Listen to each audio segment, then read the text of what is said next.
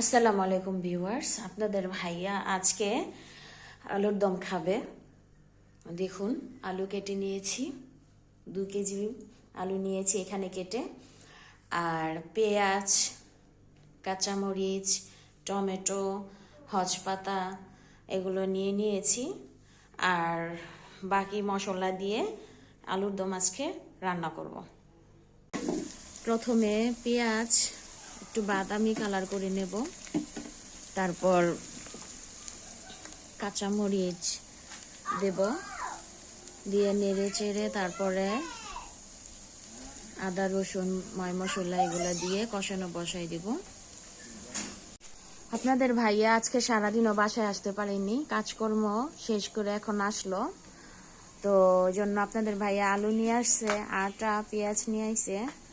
তো আলুর দমের সাথে উনি রুটি খাবে, উনি আলুর দমের সাথে রুটি খেতে পছন্দ করে, তো ওই জন্য আমি চুলায় রান্না বসিয়ে দিয়েছি।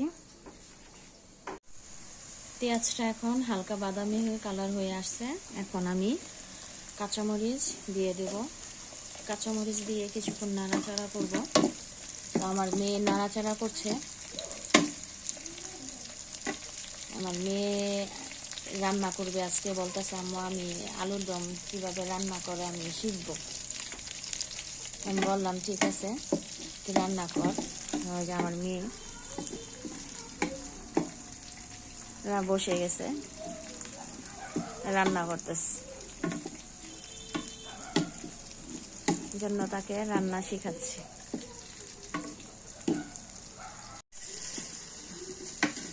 টমেটো দিয়ে কাঁচামরিচ দিয়ে এখন নাড়াচাড়া করছি।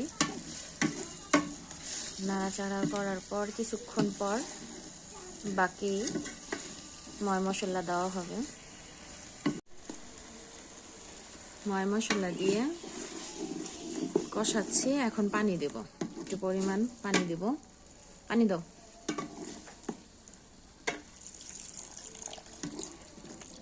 হ্যাঁ, হয়েছে।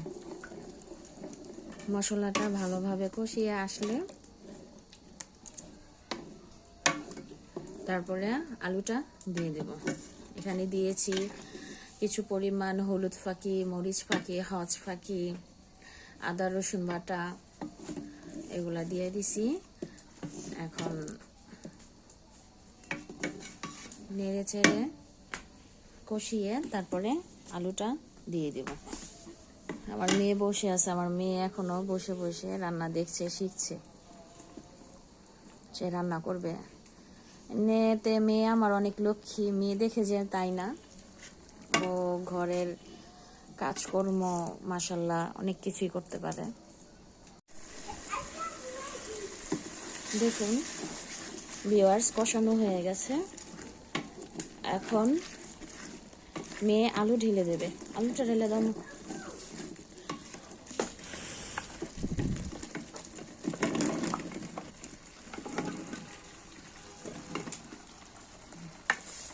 তোমার আব্বু ডাকে, যাও।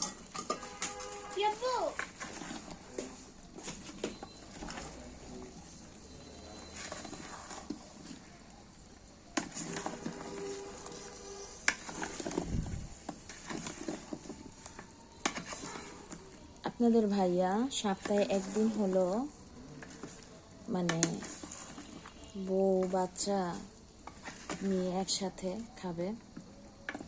কর্মব্যস্ততার মানুষ তো আর সবসময় একসাথে বসে খাবার খেতে পারে না,